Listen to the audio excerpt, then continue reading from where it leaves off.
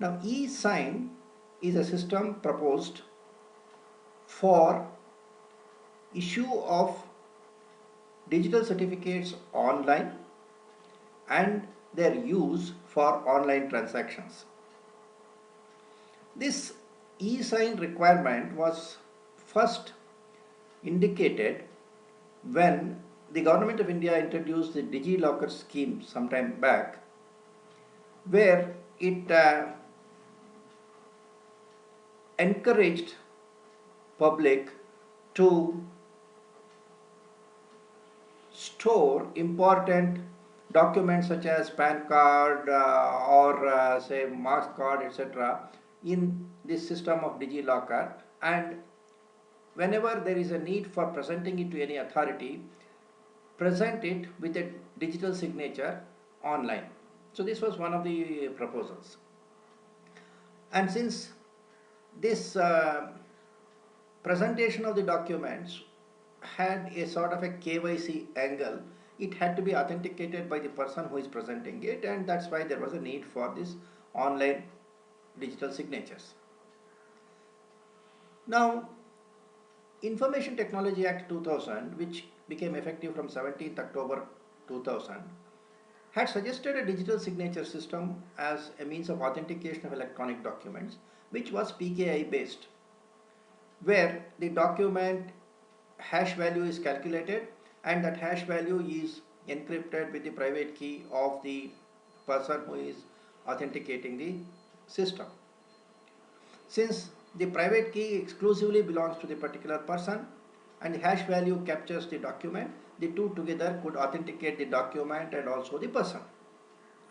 This PKI based system was the only authentication system which ITA 2000 had recognized, and there was some people who were feeling that this makes the entire Information Technology Act technology dependent. That is, the authentication system at least becomes technology dependent on the technology called PKI. Therefore, when amendments were made in 2008, an attempt was made to actually make the law technology neutral, and the act said that there can be an electronic signature system which has this functionality of identifying the document and then linking it irrevocably to a particular person, like what the hash value plus private key system was doing in the case of digital signatures. And it said that digital signature will continue as one of the accepted form of electronic signature, and other technology developments can help in getting additional electronic signature methodologies. But since 2009, that is 27th October 2009, when the Information Technology Act 2008 became effective, until around 2015, there was no new technology which came into the system, and therefore digital signature remained the only system of authentication of electronic documents. In January 2015, the Government of India issued a notification for introducing what we today recognize as the e-sign system. And the key features of this e-sign system has been laid out in the respective, in the particular notification. And if we make a general description of what is intended in this, is that the certifying authority who is licensed to issue digital certificates which are recognized under ITA 2000 is required to appoint a registration agency or any other sub-agent for the particular purpose of issuing e-sign certificates, or rather getting the applications from the subscribers for e-sign applications, which can be processed by the certifying authority. Now, such intermediaries, that is, the intermediary who sits between the certifying authority and the subscriber, has an online system to receive an online subscriber application, submit the online subscriber application to certifying authority, get its approval in the form of a digital certificate, and then provide it for the use of the subscriber. Now, the e-sign notification also suggested that this intermediary can maintain a hardware security module where the random generation of public and private key can take place, and the public key goes to the certifying authority, comes back as a certificate. The private key remains in the HSM, and when this e-sign has to be used by the subscriber, the private key will be provided from the HSM. So in this entire process, the HSM maintained by this intermediary replaces the subscriber's own computer, with which he normally picks up the digital certificate in the regular digital signature system. But in the regular digital signature system, where the person or the subscriber connects his computer to the certifying authorities certificate issuing server, the private key public key is generated in the computer of the subscriber, and the private key never leaves that system. Therefore, there is a non-repudiable nature for the use of private key, and that is why digital signature is considered non-repudiable. But in the proposed e-sign system, the difference is that the private key is generated and is stored in the HSM, which is a system which is owned by the certifying authority's agent, which is the registration authority. Definitely it is not something which belongs to the subscriber. Therefore, we can say that the private key is issued or controlled by the intermediary registering authority, and the subscriber doesn't have complete control over it. In a way, this is compromise of the private key ab initio, and therefore it hurts the non-repudiable nature of the e-sign system. Nevertheless, we will look more at the technical aspects of what e-sign system is suggested by the government. So, in the first place, what it has suggested is that the registration authority will maintain a system which will interact between the subscriber and the certifying authority system for the purpose of issuing the digital certificate. Now, one of the functions which the registering authority does in the issuing process is to verify the document which is subscriber's application submitted by a subscriber and confirm the KYC aspect of it to the certifying authority. Normally, a digital certificate verification involves the name and address of the particular person and also the email address of the particular person. Now, in this e-sign system, the government wants to do this verification on an online process. For that, they are trying to tie up the Aadhaar system with this e-sign system, so that the e-sign KYC process is handled by the Aadhaar infrastructure. The Aadhaar infrastructure contains the database maintained by the UID authority, where all persons who have registered for Aadhaar have given their biometrics, which is the thumb impression or the fingerprints plus the iris. Along with that, they have given additional information such as the name, address, mobile number, and some of them might have given the email address also. So this entire database is available with the Aadhaar authority and can be queried by the use of a biometric fingerprint or iris scan, or any other parameter. That is, by giving the name you can query for address, by giving the mobile number you can query the name, and so on.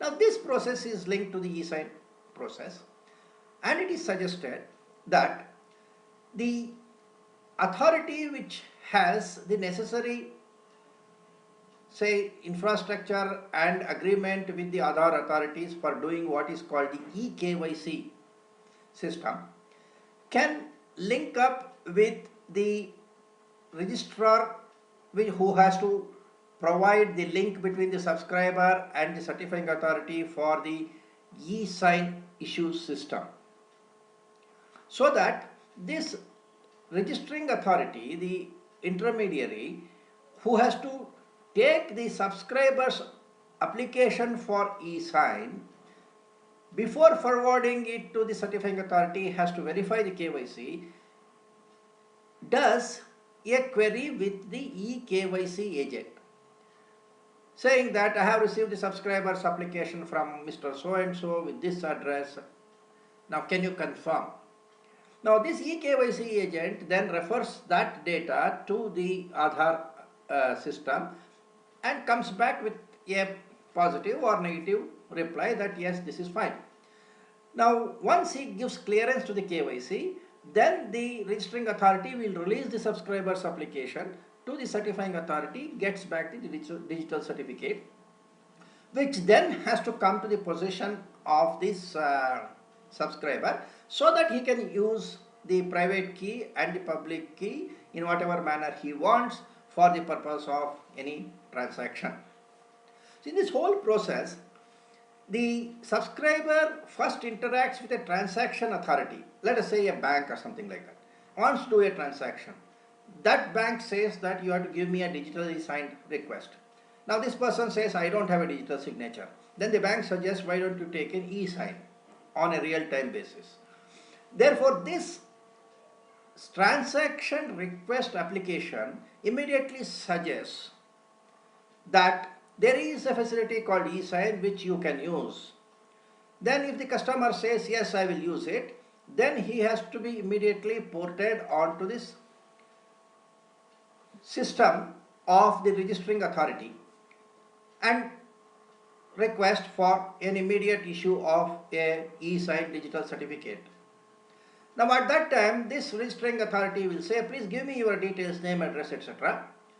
Then he collects all that information, then checks with the e-KYC agent whether it is fine, and then raises the application to the certifying authority. That is the process which happens. Now all this has to happen in a real time.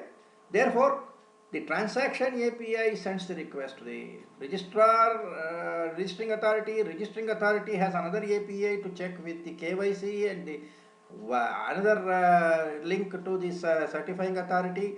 All this is completed and the transaction gets digitally signed by the particular person. This is fine as far as the transaction is concerned, but in terms of the legality, the question is, did the subscriber make a request for the digital certificate? Now that is the request which the API of the transaction company makes with the registering authority. Now at this time, this person doesn't have a digital signature, so therefore this consent goes as an undigitally signed request. Then this undigitally signed request is used by the registering authority to send a request to the e-KYC authority.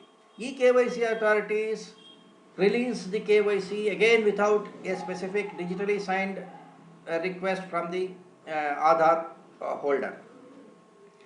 And then it goes to the certifying authority, and then only the digital signature becomes available to the subscriber. So all transactions prior to the issue of digital certificate happen on the basis of electronic transactions, not necessarily signed by digital certificates, which means that the digital certificate is issued without a digitally signed application. Now another aspect which we have to remember here is that the e-KYC system of Aadhaar says that a person can make a query both on the basis of the biometric or under a OTP system. What it means is that a person may not give his thumb impression, or the thumb impression may not be good enough for the system. Then he only gives his mobile number, and the Aadhaar server sends an OTP to that mobile, and if it is properly, a PIN is sent to the mobile, and if the PIN is matching, then things will go through, which means that the e-KYC of the Aadhaar can be done either on the biometric or on the OTP confirmation with a mobile number. Now in the Aadhaar system, the mobile number may not be unique to the Aadhaar owner, in the sense that it may be shared by multiple persons. Because when the Aadhaar registrations were initially made, there was no restriction that one person, one mobile number has to be associated with only one Aadhaar. Normally, the head of the family used his mobile number for all the other persons to whom in his family the Aadhaar was requested for. So there is a sharing of both the mobile number and the email address in the Aadhaar system. But anyway, the OTP is considered as one of the acceptable means for verification of the e-KYC. Now, when we depend on the e-KYC on the OTP system, we are only saying that the verification made by the mobile service provider is good enough for the Aadhaar to issue the confirmation, and that is good enough for the registering authority to issue the digital certificate. And obviously, digital certificate, once it is issued, it is good enough for any contractual purpose. But if you look at the link of identity verification, the digital certificate identity verification has now become subordinate to the OTP system or the KYC made by the mobile service provider. So to that extent, I have a feeling that we are diluting the system of digital signature, and tomorrow it's possible that the non-repudiable nature of the e-sign system may come under question. So this is one of the points which I would like the CCA to examine. So we have just discussed what is the e-sign process, which is the real-time issue of a digital certificate, and the system uses the Aadhaar e-KYC system by linking the registering authority with the e-KYC authorities. The idea is that in this process we can have digital certificate issued for each transaction separately at a very reasonable cost. But the point is whether it is fully in compliance with the Information Technology Act. Now I have given more details about the particular system on the website with my article and also the earlier articles on this subject. I would like the people who are listening to this video to check the details on the website, and if they have got any counterpoints or any comments, they are welcome to share it with me either on the website or through the email or through the Cyberlaw Guru app on the mobile. Thank you.